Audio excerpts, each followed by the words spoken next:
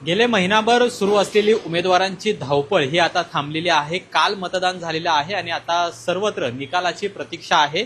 पण मतदान झाल्यानंतर उमेदवार नेमकं काय करतात हे पाहण्यासाठी आता आपण कसबा विधानसभा मतदारसंघामध्ये आलेलो आहोत, जिथं महायुतीचे उमेदवार राहिलेले हेमंत रासने यांची सकाळ आहे ती कार्यकर्त्यांसोबत एकत्रित नाश्ता करताना आपल्याला पाहायला मिळते। गेल्या महिनाभर खरं तर सर्व उमेदवारांची धावपळ होती ती आपल्याला पाहायला मिळालेली होती। प्रत्येक मतदारापर्यंत पोहोचण्याचा प्रयत्न हा उमेदवारांचा होता आणि त्यामुळेच हेमंत रासने यांच्यासाठी ही निवडणूक कशी होती हे आपण त्यांच्याकडूनच जाणून घेऊयात।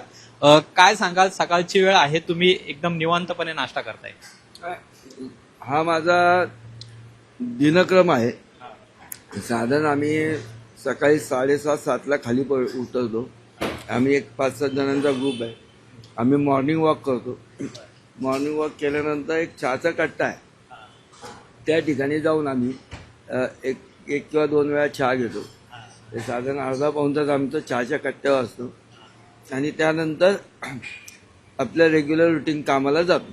पण गेला महिनाभर कसा राहिला तुमचा? अतिशय धावपळीचा राहिला, कारण की एक मिनिटं उमेदवारांसाठी महत्वाचा होता। हो, तो तर स्वाभाविक आहे। आपण बघत होता, साधारण रात्री 2, 2:30, 3ला झोपायचं, सकाळी 6ला उठायचं, मग काही गार्डन करायची, आता काकडा आरत्या होत्या त्या ठिकाणी गाठीभेटी करायच्या। जिथं जिथं शक्य आहे की मोठ्या प्रमाणात जिथं नागरिक एकाच ठिकाणी भेटू शकतील त्या ठिकाणी जाण्याचा जास्तीत जास्त प्रयत्न आमच्या माध्यमातून आम्ही करत होतो। कसं एकंदरीत वातावरण होतं? महिनाभराचा प्रचार कसा होता? मतदार नेमकं काय काय म्हणत होते? आता एकंदरीत या विधानसभेच्या निवडणुकीला ही सार्वत्रिक निवडणूक होती। 4-5 महिन्यापूर्वी झालेल्या लोकसभेच्या निवडणुकीनंतर साधारण महाराष्ट्रात थोडासा महायुतीला थोडा फटका बसला होता, परंतु पुण्यातली तर सीट आलेलीच होती।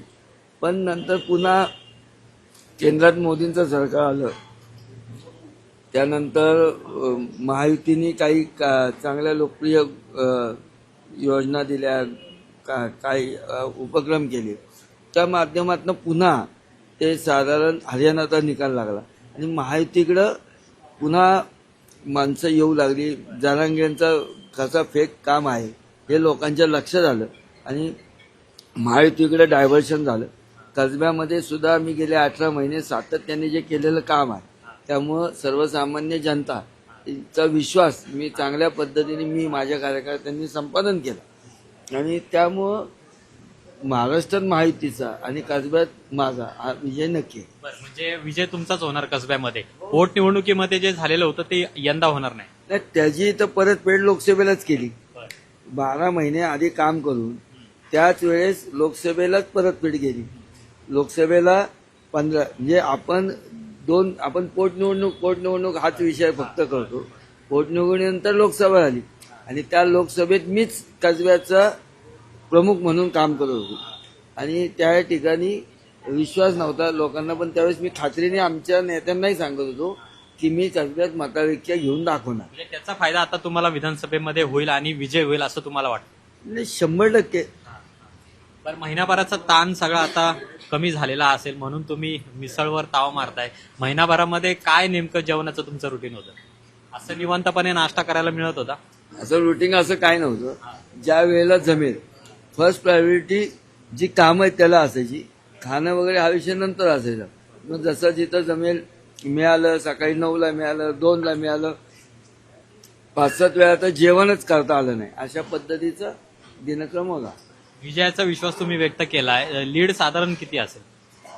लीड जनतेने कसा आशीर्वाद दिलाय त्याच्यावर अवलंबून आहे, पण चांगलं मताधिक्य असेल एवढं नक्की सांगतो।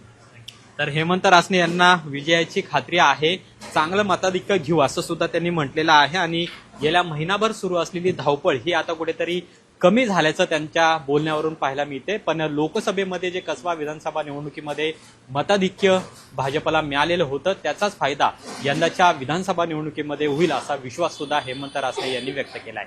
कॅमेरामन योगेश केळापुरेसह अमोल धर्माधिकारी, लोकशाही मराठी, पुणे।